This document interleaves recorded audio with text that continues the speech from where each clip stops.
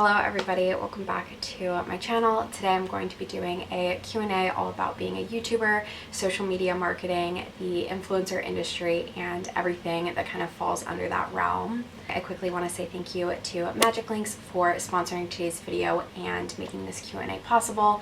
I'll definitely touch a little bit more on them later in the video, but just wanted to say thank you now. And then lastly, before jumping into the questions, I wanted to introduce myself if any of you guys are new.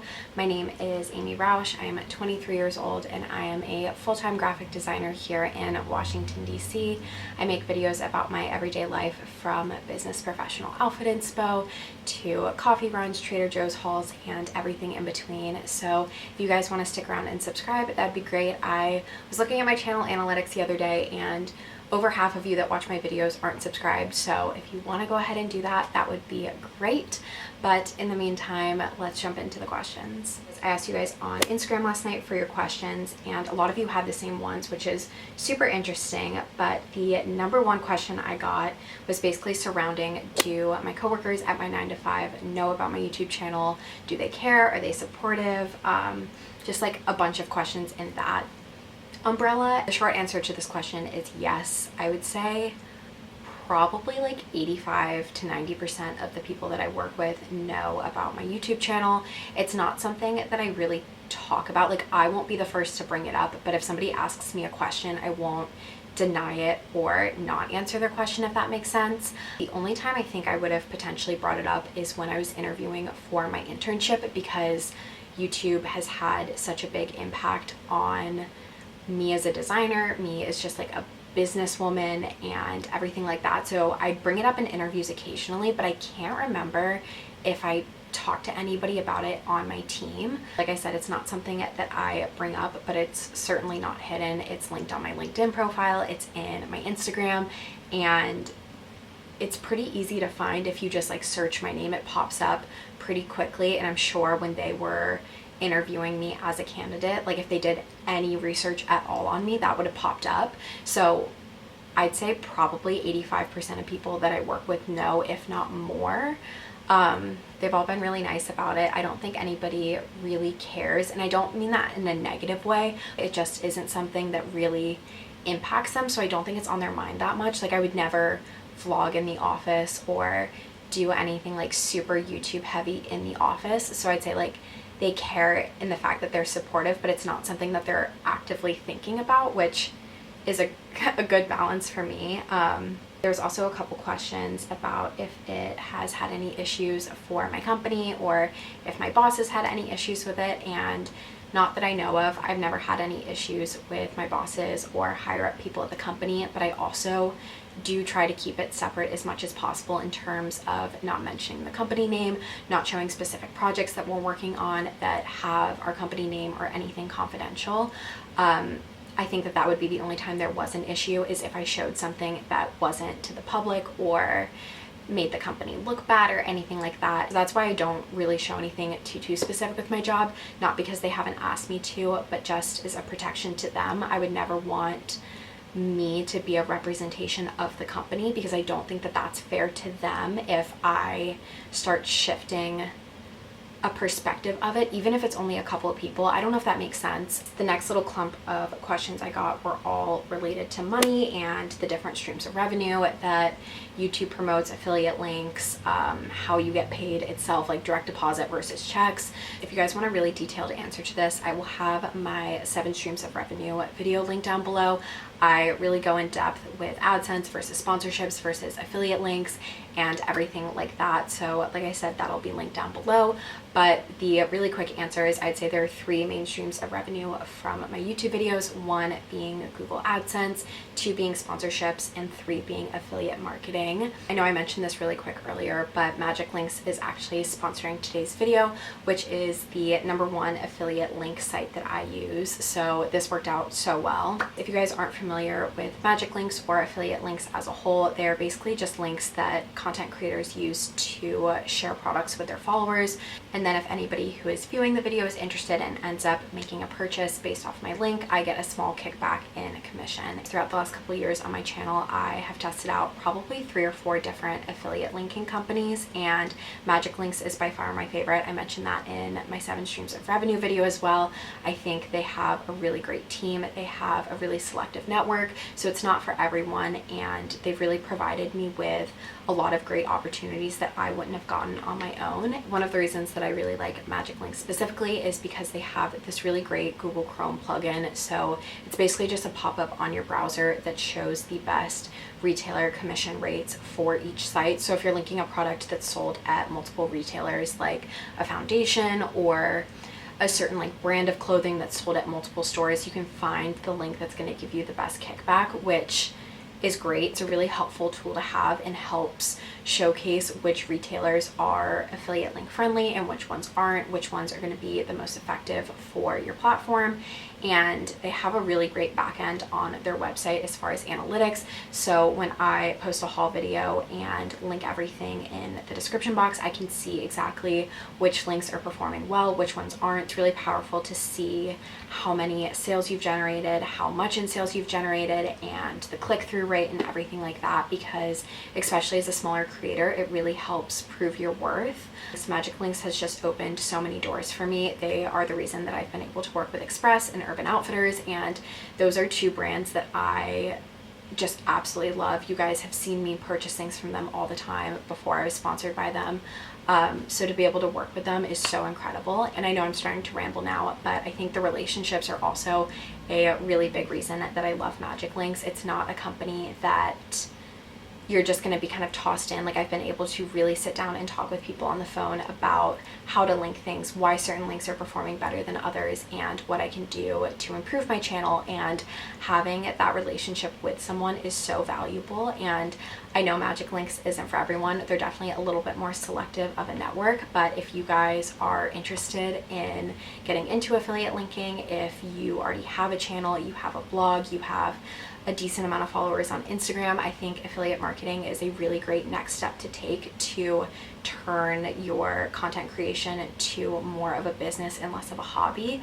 So if you guys are interested, I will have an invite code linked down below that you basically get referred from me to join. And I know that I just rambled for so long, but MagicLinks and affiliate links have been a really great way for me to expand my revenue from my channel, and again, take this from being kind of a side hustle to a more full-time-esque position. Another question I got a couple times was, how is my paycheck formed? Like, if it's through direct deposit or check, PayPal, and the answer is all of the above. So if you are looking to be a content creator, I think you definitely need to be organized, because it's really easy to lose track of where your income is coming from and how it's getting to you. This is going to look a little bit different for everyone, but for me, my Google AdSense is direct deposited to my bank account each month, so that's automatically set up. I don't have to worry about that. Sponsorships really vary depending on the company. I would say majority of the time I'm paid through PayPal. When I worked with Flamingo, they paid by check, which is definitely my least favorite form of getting paid, just because unless it's a really big company that I trust, like obviously Flamingo wasn't going to screw me over, but if it's a smaller company that doesn't typically do influencer marketing, or they're just a smaller company, I personally get nervous to accept checks, just because I feel like PayPal is so much more traceable and trackable. So I try to push for either PayPal payment. I have a Stripe account set up if somebody wants to pay through credit card, and then MagicLinks and any other like third-party influencer marketing platform that I use for sponsorships typically pays through PayPal. Another question I got a couple times was how I balance having a 9-to-5 in YouTube and how many hours a week I spend on YouTube. So how much time I spend a week on YouTube, that really varies. I would say the absolute minimum that I spend is probably 20-25 hours a week. On some weeks it's definitely close to 40 hours a week. Like, I am working all day every day, especially on the weekends. That's taking up a lot of that time. As far as balancing the work, I would say that that's something that I definitely need to improve upon, which is why I've kind of started considering the idea of management again and kind of taking those next steps, I guess. As far as the breakdown of my schedule on a normal weekly basis when we're not working from home, or dealing with a global pandemic, I would say I get into the office around 8:15, 8:20 every morning. I try to leave around 5:15. I usually get home around 5:30, 5:45, and then take like an hour to really decompress. I normally just lay on my bed for like an hour doing, I don't even know, like I don't know where that time goes, but it goes somewhere. Then I usually open up my laptop and start doing YouTube work, make dinner, and basically work until I go to bed. So that varies between like 2 hours a night to 5 or 6 hours a night if I have a deadline the next day, or if I just really need to knock something out. And then my weekends are pretty heavily dedicated to YouTube as well. I normally set up shop somewhere in a coffee shop on Saturdays, work for like, I don't know, 5-6 hours, take a break, go out with friends, socialize a bit, like keep myself sane, and then work majority of Sunday as well. But it really depends on how many videos I'm trying to get up, if I have sponsored content that needs to be approved by a certain amount of time, if I'm doing Instagram work as well. Like it really depends on the week. The next question I got a lot was how much money I make a month, how much of my income is YouTube money, and it really varies. I've had months that I've made more than my 9 to 5, and I've had months where I've made significantly less. I can't decide if I'm comfortable giving out numbers or not. I would say in the last 6 months, I've had months where I've made $500, and I've had months where I've made thousands and thousands of dollars. And I know that that's a range and that's not what you want to hear, but I'm not super comfortable giving out exact numbers. Also, a lot of sponsorships have contracts that say that you can't disclose the amount that you made from it, so I want to be respectful of that and not give any too specific of an answer. But I would say that I'm making comfortable money at this point, especially for my channel size. Someone asked the ratio of sponsorships I accept versus turn down, which I thought was really interesting, and I would say that I turn down probably 80%, if not more, of the offers that I receive. I would say on average I get 5 or 6 offers a day, and granted they're not always super valid offers. Like a lot of the times the emails that I'm getting are clearly spam or fake, or the company's not actually going to pay, or it's an offer for only product or something like that. But I would say that I get about 5 or 6 offers a day, and at this point I'm only accepting like 3 or 4 a month between Instagram and YouTube, so take that into consideration. I think it's a really common misconception for smaller channels that you just take any deal that's thrown your way, and I can't speak for everyone, but for me that's definitely not the case. The next question is, how do you know your worth when getting paid enough with sponsorships, etc.? And this is a really good question too, because this is something that I have really struggled with in the past, but I think 3 things have really helped me out. One, talking to other YouTubers who are open to sharing their rates and their successes and failures with brands. I know that I have a couple friends that I can text and get a very straightforward answer. The second thing that really helped me was investing in one-on-one coaching. I did a one-on-one session with a girl named Catherine like a year ago, maybe a little bit less than that, like 6 months ago maybe. And we really talked about my channel and how to pitch it, how much my rates should be as I grow. And she basically told me to triple my rates. So that was so helpful because I needed someone else to validate that.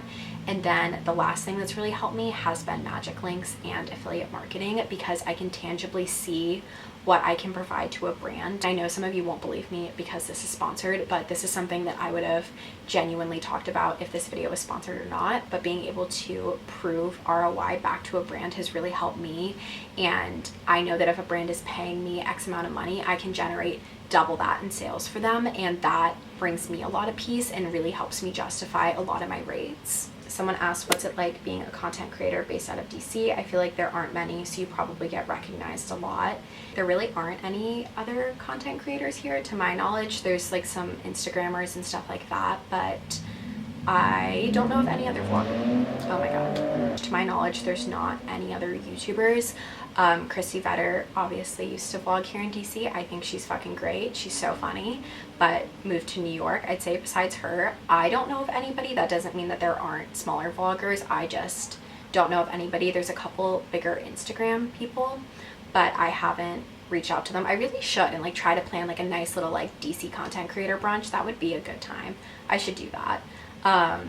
But yeah, I think that it's a way less saturated market, so I think that's why my channel has grown. As far as getting recognized, I wouldn't say it happens too often. I don't know what a normal benchmark for that would be though. Like that's just a weird concept in general. I'd say probably once a month. Obviously I haven't been seen anywhere right now as I have not left my apartment, but I'd say more often than people actually coming up to me, I get DMs after the fact that are like, hey, like was that you at Zeke's Coffee or at Compass Coffee earlier, or were you getting off at this metro station at 5 p.m? And I'm like, yeah, that was me. So that is weird, but like I get it. Someone asked, what is the most challenging thing about being a YouTuber? And for me, it's just staring at myself for so long. I feel like I'm really critical because of that. I talked about this quickly a couple of videos ago, but I think that that's something that content creators and influencers don't get enough credit for. And I think it's really easy to think that you would get a really big ego with this job, but I think for me, it would just absolutely tear me apart to constantly be staring at myself, critiquing myself in photos and in videos and everything like that. That to me is super overwhelming, and why I don't see myself doing this full-time ever. Obviously that could change. There were a couple questions about that as well, like would I quit my job if the time was right and the money was right? And at this point, no, and I really do mean that. I think some people think that I'm just saying that because I'm not making enough money. I really do think if I quit my job tomorrow and put all of my effort into YouTube, I would be fine financially. I really do think that I would go insane though, just looking at myself and constantly critiquing myself. I also really like having a team and having an office environment to work in. So if I ever steered away from the typical 9-to-5 path, I would definitely need a team, I would need an office, and I think I need another project on the side to work towards, whether that was like a clothing line or, you know, just some sort of other side business that isn't solely about me and focused around me, because it's so much easier to put effort into things other than yourself sometimes. The sun is starting to go down and I've been rambling for like 45 minutes, so I think I'm going to answer one more question, which is, how do you share your private life without sharing too much, or is there no such thing as TMI? I definitely think that there's a such thing as TMI. I feel like I really don't share that much of my life online, which might sound silly because I vlog almost every day of my life. But I feel like you guys don't know that much about like my personal relationships, and I am okay with that. I know that that's probably not what people want to hear, and I, like, don't get me wrong, I love watching other vloggers where they're so open about like their relationships and their friendships, and I know their friends and their significant others. Like, it's so interesting to watch, but that's never going to be my channel because I don't have an interest in that. I know that my vlogs would be so much more interesting if I showed like the stupid conversations I have with my friends, or I talked about going on dates in DC and boys, and I get it, like it's so much more interesting, but for me, that's something that is so deeply personal to me, and I don't want that on the internet. I very much value keeping those things to myself. And then I think the other thing that I do is that if I'm having a really bad day or just like emotionally unstable, I won't film, because I don't need that documented and I don't need people to see that. There's plenty of work week in my life videos where I'm filming on Monday and then all of a sudden it's Wednesday and I'm like, hey guys, like yesterday wasn't happening. And I think that that's so okay and so normal, and I think that's part of the reason that I'm able to sustain both YouTube and my 9-to-5 and my personal life, is that they're not always connected. I don't know if that makes sense, but that is my answer. Those are all of the questions that I'm going to be answering today. I hope that you guys found this helpful. If you guys want to see a part 2 to this, definitely let me know. I feel like I didn't even scratch the surface of sponsorships and pitching to brands and optimizing your channel and everything like that. So there's definitely room for a part 2 or part 3 to this video. Again, thank you so much, MagicLinks, for working with me on this video. I am the biggest fan of their platform and feel so lucky to be working with them. So I will have my invite code linked down below if you guys have any questions. My DMs are open on Instagram. That's probably the easiest way to reach me. Thank you guys for watching and for asking such great questions. Your support definitely doesn't go unnoticed. And yeah, with all that being said, I will talk to you guys next week. Bye.